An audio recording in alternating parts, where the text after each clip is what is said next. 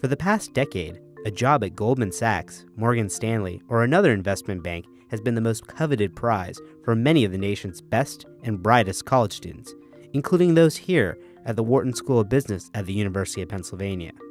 Now the implosion of Wall Street has not only shaken a generation's ambitions, it's also unleashed them. Over the past 3 to 4 years, you see, these top 5 or 6 banks every year taking, 8 to 12 people.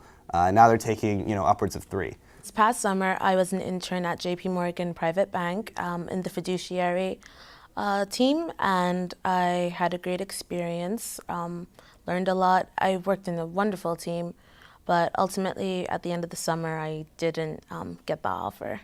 I started about a month after I graduated at Lazard's Real Estate Investment Banking Group in New York. Would I rather have entered the job market in an upswing? Probably. My bonus would be a lot higher. But I think for the sake of what I'm doing, I think this is probably one of the best roles I could have ended up in, regardless of the market.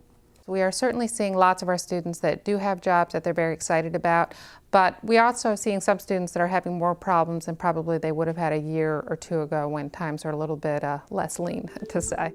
For many undergraduates with their eyes on the Wall Street prize, the crisis in the financial sector not only created panic, but confusion in their job searches.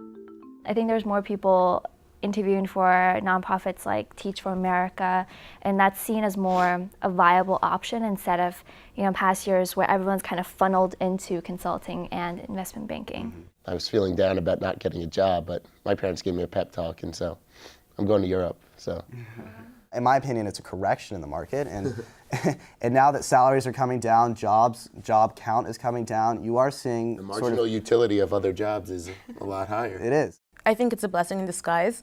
Had it not been for this downturn, I wouldn't have looked at other opportunities. I saw something interesting, like being a personal assistant to this film producer who's traveling to Europe, and I thought, wow, this would be awesome, And I have nothing holding me back from doing this right now. I don't need to be working on Wall Street. I can't work on Wall Street, so why not try it? Where else am I going to find the time to do this? So I'm going to apply to that. I'm going to apply to the most outrageous and extraordinary jobs right now.